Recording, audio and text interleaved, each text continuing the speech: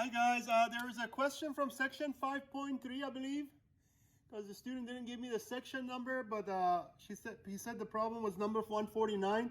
So I kind of looked at the homework. I'm assuming that it's from chapter 5, problem number 149. But anyway, so if this is not the right one, I'm sure he can message me or email me and tell me to do another problem. Okay, but right now it's actually an interesting problem, so I'll work it for you either way, but I'm sure that's the one he has problem with.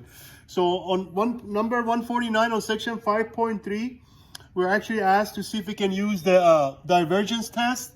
Let me just briefly tell you. Let me write the problem first, and I'll tell you what divergence test says.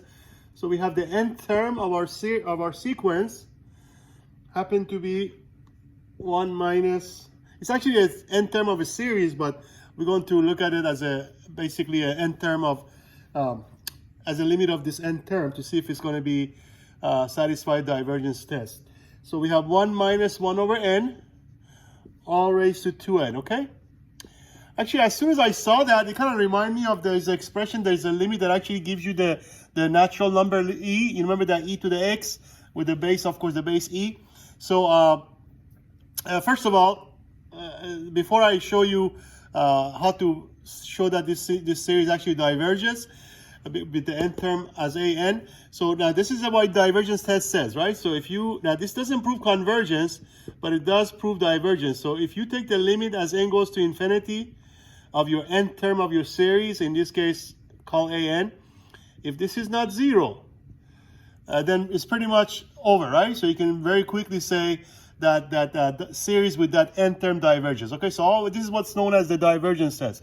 It doesn't prove convergence, but it does quickly can tell you if the series diverges. Now, in other words, if this limit is 0, it doesn't mean actually the series diverges. Remember, the harmonic series is a good example, because harmonic series 1 over n, the 1 over n does go to 0, but of course it diverges. So this test is not for convergence. It's only, that's why it's called a divergence test.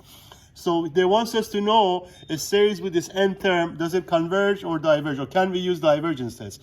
So we're going to look at basically the limit. So as I said before, once I saw that, it kind of reminded me of the e to the x expression. But right now the question, of course, is what is the limit as n goes to infinity of our an, which in this case is 1 minus 1 over n, all raised to the 2n. Now, if we show that this limit is not 0, then that's when we can say the series diverges. Now, if it is 0, it doesn't mean the series converge.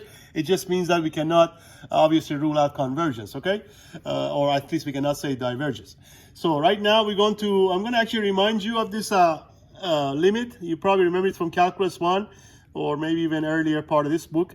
So if you look at the limit as n goes to infinity of the expression 1 plus x, of course x here could be any number, over n, all raised to n. This actually has a limit, and this is pretty well known in calculus. So this is actually the limit that gives you basically the expression e to the x, okay? So whenever you have a limit of the expression of this type, and you want to find the limit as it goes to infinity, you might want to consider remembering this limit here, okay? So all I got to do, I'm going to see if I can use this to help me to find this limit right here. So really all you got to do is a little bit of manipulation. So we're going to, first of all, rewrite. Actually, if you don't mind, let me go on the top so I can start my work here. So we're going to take this and basically rewrite it in the following way. So this is a limit as n goes to infinity. I'm going to do a couple of things. First of all, I'm going to go ahead and, since I want to make this look like this, I want to make the minus a plus. To adjust that, of course, I'm going to include the minus with the numerator here, which becomes minus 1 over n, all raised to the 2n. So that's my first observation, okay? So I just went ahead and rewrote this as that. As you can see, mathematically they're the same, because minus 1 is same as plus minus 1. Now, why did I do that? Because I'm trying to get it matched with our limit that we do know. So let me take this one off.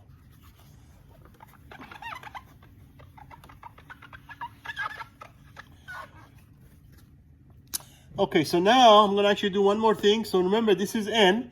So right now we already know that our x would be -1, right? If you compare these two, x is -1, except it's supposed to be n, we have 2n.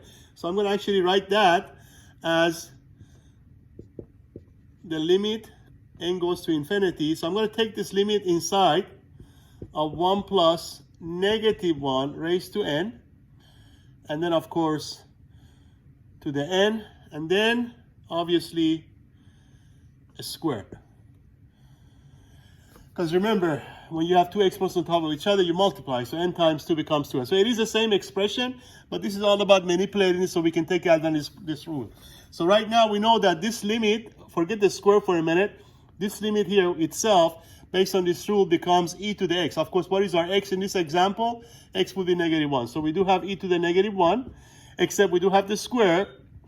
So as you square that, you get actually e to the -2, which of course doesn't really matter what it is, but if it's not 0, and as we can see, this is definitely not 0 because e to the -2 is not 0. So therefore, because, so we can say that the series diverges, and this is by divergence test, diverges by divergent test, and that's again because the limit as n goes to infinity of an is e to the -2, which of course is not 0. So I believe if you go back and read the divergence test, it says anytime the n term doesn't go to 0, the limit of that doesn't go to 0, of course the series diverges, okay? So this proves that our series diverges.